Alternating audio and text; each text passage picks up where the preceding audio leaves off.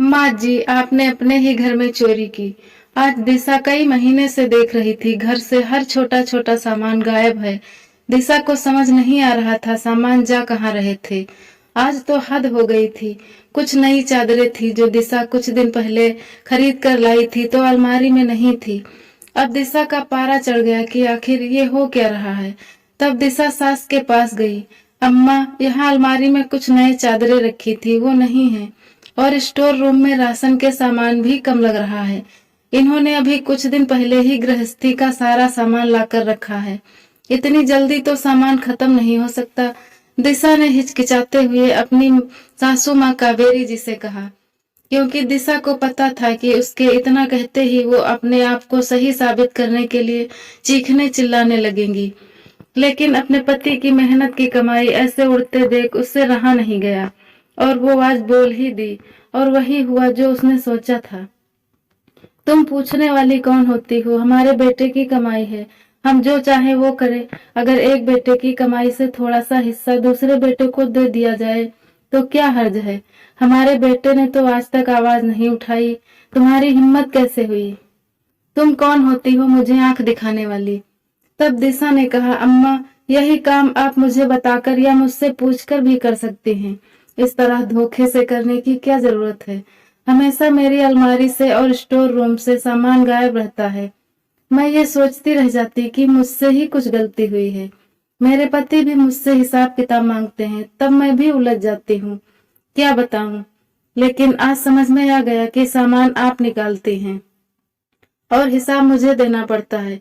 आप तो बिना बताए ननद जी और जेठ जी को दे आते हैं। वो सिर्फ तुम्हारा पति ही नहीं है, हमारा बेटा और उसका भाई है, तो उनके प्रति भी उसकी कुछ जिम्मेदारियां बनती हैं। तुम्हारी गृहस्थी से थोड़ा बहुत उठाकर दे दिया तो घट नहीं जाएगा। ये उनका हक बनता है। और सुन दिशा, तो बीच में नहीं आ सकती। तब दिशा ने कहा, अम्मा, छोटे बेटे का फर्ज सिर्फ मेहनत करके कमाना और यूं गंवाना नहीं होता है। अम्मा, हम लोग भी अपनी जरूरतें बड़ी मुश्किल से पूरी करते हैं। रोज इनकी आंखों में घर गृहस्थी को लेकर चिंता देखती रहती हूँ तो मैं भी परेशान हो जाती हूँ। काश कि आपने जेठ जी को भी इनकी तरह मेहनत करना, अपने परिवार की जिम्मेदारियों को निभाना सिखाया होता।